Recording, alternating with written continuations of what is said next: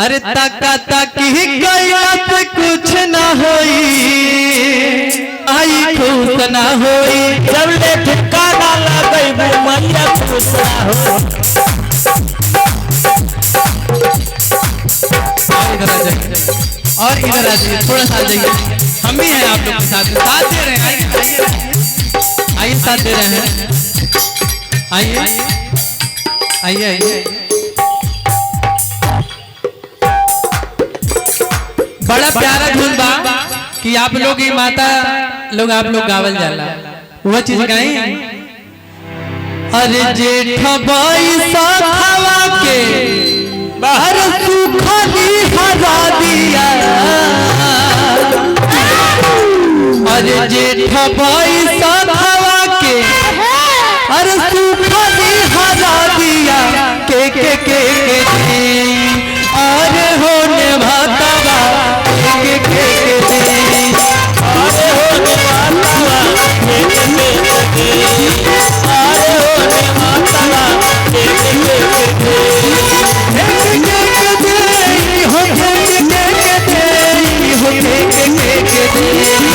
अरे होने मातावा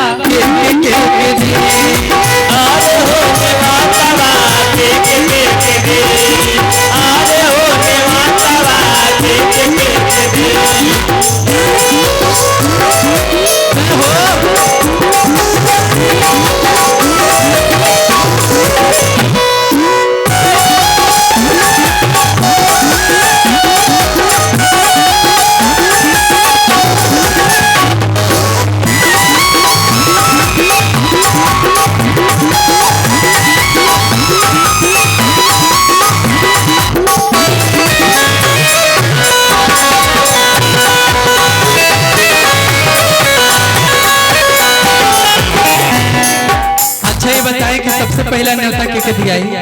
दुर्गा माई को भी आई ना, तो कैसे कहे के बाद अरे दुर्गा माई के दी होली, अरे काली माई के दी होली, अरे दुर्गा माई के दी होली,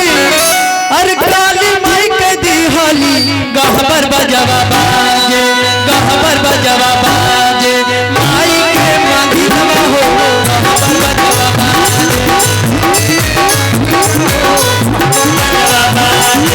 आई के मंदिरवा में गहबर बजवा बाजे,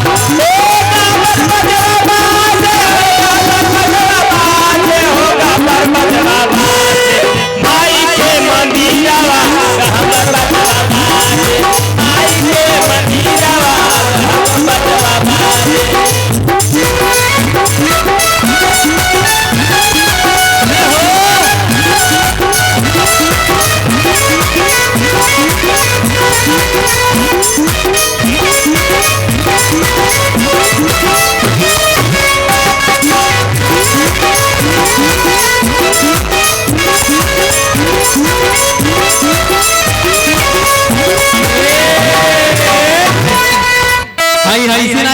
लचके ये जानता नहीं कैसे लचके बाबू, ये लोगन खातिर लप टप चाहिए बाबा। देखल जा नवरात्रन के मेला में एगो मेहरारू अपने मर्दे से कहती है जी हमके मेला में जलेबी खिला दी महाराजगंज के। कैसे कहती भैया 2 मिनट हताना जानता जुटल बा माई के दरबार में, हताना जानता जुटल बा, कम से कम हम के देख के कुछ शर्म करल जा कि हम ऐसा हो के आप लोग के बीच में ना जाता नहीं। कैसे कहे के बा, कैसे अरे हम तरिया के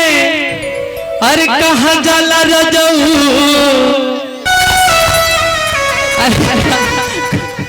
कहाँ भागा, अरे हम तरिया के कहाँ जाला रजऊ, अरे दादा इहो नहीं आता है, अरे हम तरिया के कहाँ जाला रजऊ, अरे हमके मिलवा घुमाता काला मिलवा घुमाता काला मिलवा घुमाता काला जाला राजाऊ, काला जाला राजाऊ, काला जाला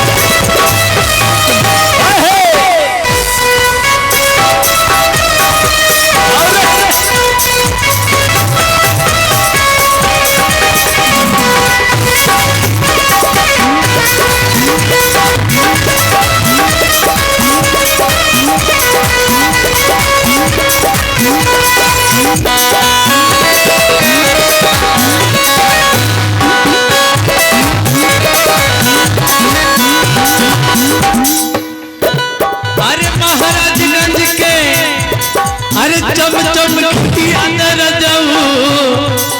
भागताड़ा दिन भर के छील छील के कमाल आ तेरे का भागताड़ा अरे हम तेरी दिया के आवा जानो तक कि महाराजगंज में सबसे ज्यादा छिल छाल के तू ही कमाल वाह वाह छोड़ब ना कहे के बाद कैसे कैसे अरे महाराजगंज के जलेबिया पिया न रजऊ अरे हमके मिलवा घुमाना काला घुमाता काला